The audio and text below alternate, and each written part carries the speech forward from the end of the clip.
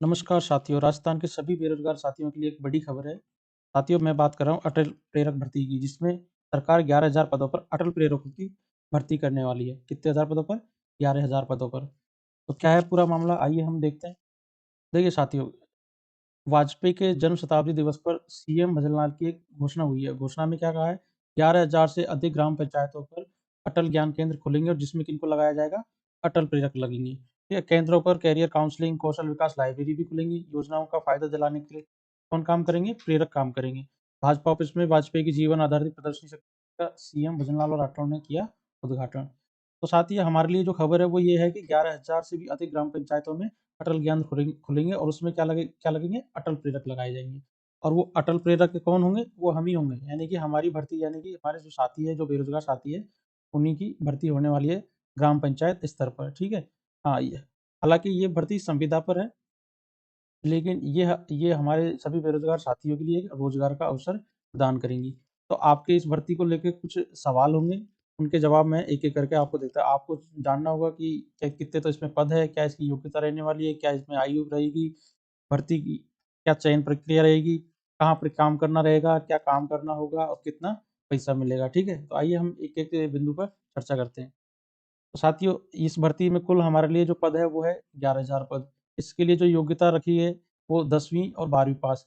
ये अभी तो कोई ऑफिशियल नोटिफिकेशन तो नहीं आया, लेकिन जैसे पिछली योजना में था, जैसे पिछली गवर्नमेंट थी, तब राजीव गांधी युवा मित्र थे। कौन थे? राजीव गांधी युवा मित्र। तो उनकी वो भी कुछ इसी तरह का पद था। ठीक है? वो भी, पर वो पहले ब्लॉक स्तर पर होते थे, अब इनको सरकार ग्राम पंचायत स्तर पर लगाने की सोच रही है। लेकिन पहले उनका काम भी सरकार के लिए योजनाओं का प्रचार-प्रसार करने का था और इसमें भी यही काम रहने वाला है। और कुछ जो अटल जो केंद्र खोले जाएँगे, ज्ञान केंद्र, वहाँ पे काम करेंगे। तो इसकी योग्यता मेरे अकॉर्डिंग 10वीं से 12वीं पास रहने वाली है। ठीक है? और इसकी आयु जो रहेगी वो 18 से 40 वर्ष रहती है, जो बाकी एग्ज़ाम्स के अंदर रहती है। ठीक है? अब भर्ती का क्या प्रकार है? तो ये भर्ती संविदा पर है, ना कि परमानेंट। ठीक है? ये भर्ती संविदा पर रहेगी और कितने सालों तक रहेंगे संविदा पे? तो जब तक सरकार है तब तक तो रहेंगी। जैसे पहले राजीव गांधी जो युवा मित्र थे, वो जब कांग्रेस की सरकार थी तब तक तो वो थे ही, लेकिन जैसे ही नई सरकार आई उनको हटा दिया गया। ठीक है? हालाँकि वो अभी भी लगे पड़े हैं, हमें परमानेंट करो या हमें वापस से लगाओ, लेकिन अब सरकार ने वो सारी चीज़ें निरस्त कर दी और नया पद सृजित कर दिया।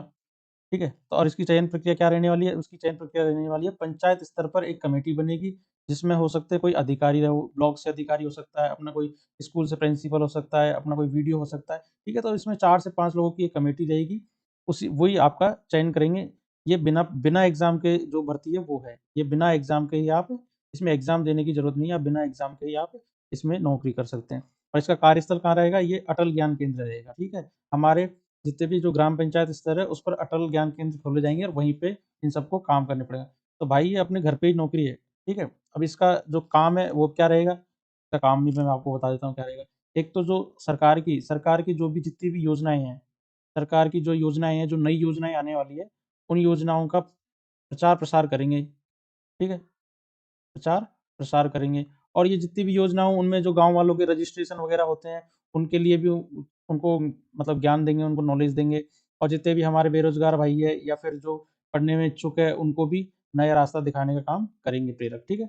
और अब इसमें मानदेय क्या रहेगा? तो इसका जो मानदेय है, जैसे पिछले युवा मित्रों को जो मिलता था, युवा मित्रों को कितना मिलता था? युवा मित्रों को 17,000 रुपए मिलते थे और 3,000 रुपए और एक्स्ट्रा मिलते थे उनको, क्योंकि वो ब्लॉक स्तर से गाँव में जाते थे प्रचार-प्रसार करने के लिए, तो उनको पेट्रोल वगैरह के खर्चे मिलते थे, ठीक है?